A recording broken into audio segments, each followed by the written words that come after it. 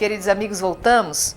Nós vamos entrar numa história agora que vocês conhecem, dois grandes nomes da Ana e Sara. Mas para nós sabermos o contexto de Ana e Sara, nós vamos nos valer do livro de Tobias. Tobias vocês vão encontrar logo após Neemias, logo após Esdras, logo após Crônicas, tá? Só para a gente se situar. Eu não vou me prender a texto, não vou ler nada para vocês, até porque também é um livro que não é muito grande, porque essa história vai ser um pouco contada em vez de ser lida.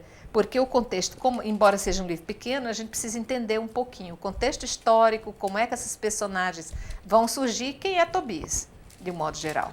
Então eu vou me valer da professora Maíla para ela poder me fazer essa inserção, me situar, para que eu venha saber quem foram essas duas grandes mulheres e por que Tobias está envolvido com a história delas. Isso. Então, ó, nós vamos tomar como base o livro de Tobias. Certo. E começa lá dizendo assim, história de Tobi, filho de Tobiel. El sempre vai lembrar pra gente, El é filho. Filho de Ananiel, filho de Aduel, descendente da tribo de Neftali. Então aqui a gente tem a história de uma família que existia um pai chamado Tobi, casado com Ana. Tobi e Ana tinham um filho chamado Tobias. Por isso o nome do livro, Tobias. E esse pai, Tobi, ele num dia era muito trabalhador, uma pessoa simples, mas muito trabalhador. Ele faz então o seu dia render. Depois do almoço ele acaba fazendo uma cesta, né? Fazendo um descanso. Uma siesta. Uma siesta, né? E nesse momento em que ele está ali deitado, ele acaba recebendo nos olhos excremento de um pássaro. E ele acaba ficando cego. E aí entra em cena a situação da mulher, a Ana, que diz aqui no texto que ela trabalha muito, ela fiava, ela tecia, porque ela acaba tendo que ajudar nas despesas da casa junto com o filho, o Tobias. Mas não sendo suficiente tudo isso, o Tobi, pai, dá ao filho Tobias a missão de ir atrás de uma pessoa que, num certo momento da vida, ele havia emprestado dinheiro. E agora, na situação em que eles estão vivendo, esse dinheiro precisa ser recebido para que eles possam viver. E o pai, então, ao dar ao filho Tobias a missão de buscar esse dinheiro, a mãe não gosta muito, porque Ana, ela vê aí um perigo, o filho ser mandado para uma terra estrangeira, o que vai acontecer? Entra então a história de um rapaz que vai acompanhar Tobias nessa missão, de cuidar dele, de proteger. E quem é esse rapaz? É o arcanjo Rafael, que a gente vai descobrir isso só lá no final do livro, na verdade. Então, Tobias parte para essa terra estrangeira e vai se encontrar aí com a família de um homem chamado Raguel. Raguel, a mulher dele se chama Edna, e eles têm uma filha, Sara. Essa filha, Sara, foi casada 7 vezes. Isso está lá no livro de Tobias, no capítulo 3 versículo 7. Diz assim, nesse mesmo dia, Sara, filha de Raguel, que morava na Média, também teve que suportar os insultos de uma empregada do seu pai. Sara tinha se casado com 7 homens, porém Asmodeu, o pior dos demônios, tinha matado cada um deles antes que ela tivesse relações conjugais com ela. A empregada lhe dizia, é você mesma que mata seus maridos. Já se casou com 7 homens e nenhum deles consumou o casamento. Então aqui a gente tem 2 famílias. Uma Tobi e Ana com o filho Tobias. De outro lado, numa terra estrangeira, a gente tem Raguel e Edna com uma filha chamada Sara. Essa moça é uma filha aí amaldiçoada perante as pessoas. Se casou 7 vezes. E nas 7 vezes os maridos acabam, então, morrendo. E aí a gente vai ver a história que essas 2 famílias, Sara e Tobias, vão se encontrar. E ele vai ser, então, o 8º marido dela. Inclusive, ele se assusta, né, quando ele sabe dessa história. Mas é Mas essa aí família... o anjo vai intervir. Mas eu quero saber, é essa família que deve dinheiro aos Não, pais? não. Então, no caminho aparece essa história. Porque eles, na verdade, Ana, eles são parentes e não sabem. O Raguel e Tobi eram, na verdade, parentes. Certo. Tipo primos. Tipo assim. primos, exatamente. Então, Tobias e Sara também vão ser parentes. E ele acaba, Tobias, procurando uma esposa, e era comum que essas esposas fossem escolhidas dentro do clã, dentro da família. Dentro da família, Você exatamente. percebe que ele precisa ir atrás desse moço para receber a dívida, para Deus colocar uma esposa no caminho dele, que era Sara. Só que o grande problema é, como eu vou casar com essa moça, que 7 maridos já morreram nas mãos dela, e eu vou ser, então, agora o 8º? Você toparia, Diácono? Você Aí agora entra a responde. fé. É isso que eu Entra quero a questão saber. da fé que foi alimentada pelo anjo Rafael que estava ali. Então, assim, um ponto que eu queria destacar, então, né, a gente tem que falar da Ana. Vamos falar um pouquinho da Ana. A Ana era uma mulher, assim, virtuosa, fiel ao esposo, muito trabalhadeira, né? E o Tobit, que é o Tobias velho, pai do Tobias novo, ele era um homem também muito virtuoso e ele praticava a obra de misericórdia, que era enterrar os mortos. Eles viviam eles provavelmente eram do Reino do Norte, porque eles estavam no exílio na Assíria, com Salmanasar, né? Então, eles provavelmente eram originários do Reino do Norte, estavam lá na Assíria, mas ele conseguiu trabalhar e, de uma certa forma, prosperar, né, lá na Síria. E o que ele fazia? A obra de misericórdia dele, enterrar os mortos conforme os costumes judaicos, né? Então, só que aí vem a prova, né? Ele era relativamente bem de vida, e tudo mais, mas o que acontece? O que Maíla já falou, né? O pombo faz cocô nos olhos dele, ele acaba então ficando cego e devido à cegueira eles começam a enfrentar dificuldades. A Ana era uma mulher virtuosa, ela trabalhava, não é? E recebia cabrito, ovelhas pelo trabalho dela. E aí a gente percebe que o Tobit, ele era um pouco machista, né? Porque certa vez ela chega lá com um cabrito e ele fala, mas de onde que veio isso? Será que minha esposa está negociando? Porque nós estamos nessa situação. O que você fez para ganhar? Você roubou? O que aconteceu? Não é? É melhor devolver. Ele era muito radical, né, nos costumes judaicos. E ela, agora pensa você na situação dela. Ela trabalhando, se ralando para trazer o sustento para casa e o marido dando palpite. Chega e ainda recebe a desconfiança do marido. Aí então ela entra num processo de desesperança. Ela fica assim muito brava. Eu acho que Maíla ou Ana ou a telespectadora também ficaria. Com certeza. Ficaria. E aí falta um pouco assim da esperança em relação a ela. E ela fala, então por que você não renega Deus e morre logo, né? Porque lembra muito a história de Jó, da mulher de Jó. Sim. Que também, diante da situação que Jó perdeu tudo, por que você não renega logo a Deus acaba com esse sofrimento. E acaba com esse sofrimento? A mesma atitude da Ana. Olha aqui o que ela diz, né? Quando ele fala do cabrito, ela disse, é um presente que me foi dado além do meu salário. Ela era muito trabalhadora.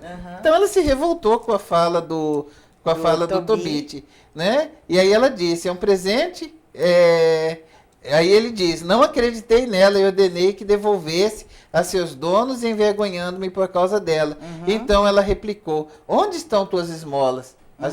As boas obras de misericórdia que ele fazia. Onde estão as tuas boas obras? Todos sabem o que isso te acarretou.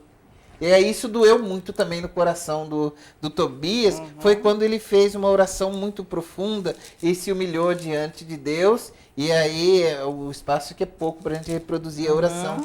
Não é? Mas aí só no finalzinho aqui da oração do capítulo 3, no versículo 6, no versículo 6c, podemos dizer assim. Senhor, espero que tua decisão me liberte desta provação. Deixa-me partir para a morada eterna, para a morada eterna. Não afaste teu rosto de mim, Senhor, pois é melhor morrer do que passar a vida aguentando o mal inexorável e não quero mais ouvir injúrias contra mim.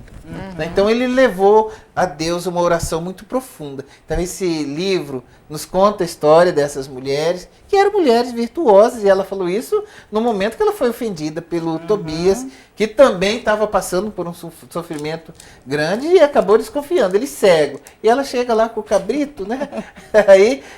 Mas aí ele cai em si, faz essa oração profunda.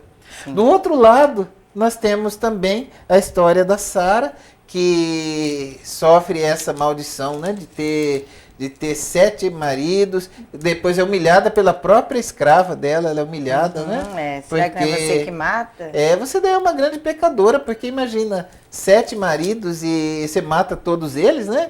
Então ela também faz uma oração muito profunda a Deus, pedindo que Deus a liberte dessa provação terrível, né, de não conseguir, ela não conseguia consumar o matrimônio, o cara morria na lua de mel, né? Isso. Então antes de consumar, o cara morria. E por que o Tobias, o primo, acaba tendo que é dada a ele a ideia de se casar com ela?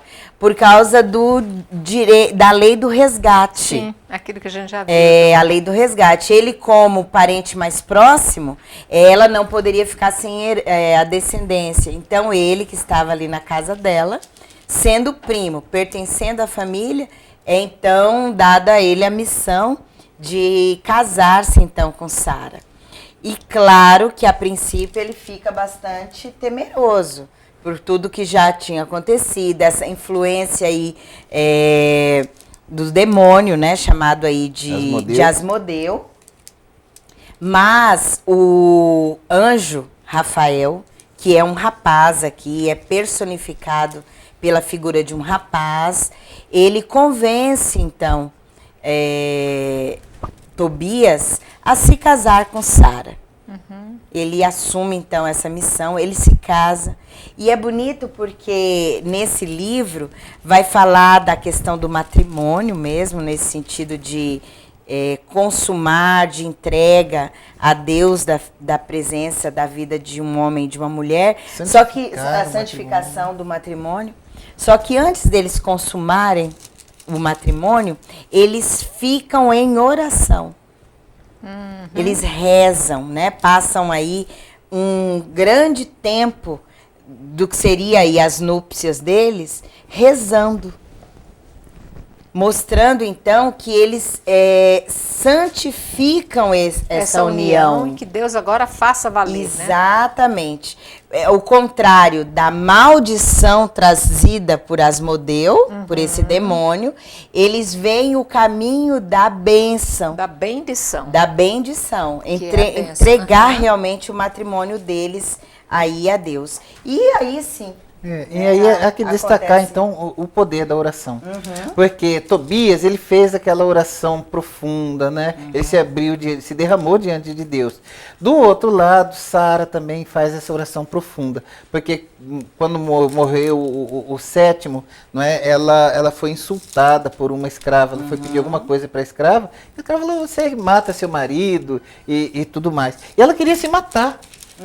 Foi muito grande a tristeza, ela entrou em depressão e ela queria se matar por conta de não conseguir consumar os seus matrimônios, de não ter filhos. Não ter filhos já é uma grande maldição. E ainda ser viúva 7 vezes, imagine, né? Exatamente. A situação dessa mulher. E aí o pai dela aconselha que não, né? E ela então, ela se prostra diante de Deus e faz uma oração muito bonita. Está né? lá no capítulo no 8. capítulo 3, versículo... Capítulo 3, versículo 11. A oração, né? É. Então, o início, vamos pegar o início e o final da oração. Ela começa louvando a Deus. Bendito sejas tu, Deus de misericórdia. Bendito seja teu nome pelos séculos, e que todas as tuas obras te bendigam para sempre. Volto agora meu rosto e levanto meus olhos para ti, que tua palavra me livre da terra, pois não quero mais ouvir ultrajes. Ela não aguentava mais. Então, foi uma oração assim do coração. Ela estava pedindo a morte para Deus. E aí sim, lá no aí capítulo... ela termina aqui ainda, ela diz, já perdi 7 maridos, por que eu deveria viver? Se não te apraz, Senhor, dar-me a morte, olha-me com compaixão, e não tenha eu que ouvir injúrias. Né? E aí diz no versículo 16, naquele instante, na glória de Deus, foi ouvida a oração de ambos, e foi aí que foi enviado o anjo, e foi enviado Rafael para curar os dois, para tirar as manchas brancas dos olhos de Tobite, a fim de que visse com seus próprios olhos a luz de Deus, e dar a Sara, filha de Raguel, como esposa, a Tobias, filho de Tobite, e livrá-la de Asmodeu, o pior dos demônios, porque Tobias tinha mais direito sobre ela que todos quantos a pretendiam. Naquela mesma hora voltava Tobite do pátio para casa, e Sara, filha de Raguel, estava descendo do quarto. Eles rezaram ao mesmo tempo, no mesmo instante foi ouvida a oração, e Deus enviou um arcanjo, o anjo da cura, São Rafael, para cuidar daquela família, né? Curar o pai da cegueira e curar a filha dessa maldição, né? Foi cura e libertação. Curou de um lado o pai e libertou de outro lado a Sara dessa maldição. Diácono, aqui essas duas orações encerram com a mesma terminologia. A de Sara, o último versículo vai dizer, e não tenha eu que ouvir injúrias, e Tobite vai dizer, eu não quero mais ouvir injúrias contra mim. Exatamente. Nossa, Os dois advogado se é Deus. sentiram excluídos e terminavam, né, com a mesmo pedido de compaixão, semelhante. E Deus ouve, né, essa oração dos dois. Eles então se juntam, e aí sim entra no capítulo 8 que eu falava, do matrimônio dos dois. Eles rezam juntos, aí já casados. E aí essa cura vai acontecer quando o próprio arcanjo dá aí a eles um pedaço, né, de um peixe, um fel de um peixe. É o fígado, né? É o fígado, né? E diz a Tobias que quando ele voltasse para a casa do pai, ele passasse aquilo nos olhos do pai, e o pai voltaria então a enxergar. Por isso que o anjo, né, Rafael, Deus curou o pai, devolvendo a ele a vista, o Tobi, e devolve a liberdade a Sara, e também curou também Tobias de alguma forma. Então aí termina a história dos dois, eles realmente sendo abençoados com esse matrimônio, recebendo aí a bênção do arcanjo, voltando para a casa deles, recebendo então a bênção do pai, da mãe, da Ana e do Tobi. E a história termina, são 14 capítulos, né? Só, realmente uma história mesmo. Termina recebendo Nínive, que era, aí a gente está dentro do contexto do exílio, e Tobi morre, mas morre sabendo então que o filho foi abençoado. Tem agora uma família, que é Sara. A mãe também, Ana, reconhece aí a proteção daquele jovem que acompanhou o filho como sendo a proteção de Deus, que cuidou dele durante todo o tempo em que ele estava fora. Então é uma história bastante bonita, né? Tanto de Ana quanto de Sara. Duas mulheres com histórias aí que trazem pra gente essa confiança em Deus. Ainda que comece essas histórias das duas a partir de um sofrimento, de calúnias, de humilhações, mas que Deus escuta e as abençoa na história aí. E a gente vê assim, a importância de colocar a fé em prática, a importância da oração, a importância de nos derramarmos diante de Deus e mostra que Deus sempre escuta a nossa oração. Né? Então, digamos que o fundo, né, de toda essa história pode se resumir, né, em fé e oração. Fé que Deus escuta a nossa oração. E muitas vezes, para nós conseguirmos chegar a esse estágio de fé, nós temos que passar pelas provações. Tobit passou por provações terríveis, a Sara... Ana também. Ana, toda a família. Que Ana passou, né? Humilhações. Sara passou também. Por humilhações. Todos eles aceitaram as provações, né? E eles conseguiram, então, pela dor, né, chegar a esse contato íntimo, né, com Deus através da oração. E a bênção de serem curados e serem libertados que por fique Deus. para nós, então, diante dessa história linda que nós vimos agora no segundo bloco, a convicção de que não podemos afastar as dificuldades nem as provações das nossas vidas, porque às vezes é uma oportunidade de você mostrar o seu potencial e mostrar o quanto você acredita que Deus é aquele que está acima de tudo. E o quanto Deus pode fazer. E pode fazer. Então, aceitar isso com resignação, aceitar isso com um voto de agora eu vou mostrar como eu sou brava, como eu sou valente. Agora vai vir de mim aquela leoa que eu sabia que existia e nunca tive a oportunidade de mostrar. Né? Então, que a gente possa ver então, essas oportunidades como um momento de nos reconhecermos e mostrar o nosso valor. Agradeço a sua presença, foi ótimo ter estado com vocês, aprendendo mais uma história, conhecendo mais um livro, o livro de Tobias, toda a sua saga.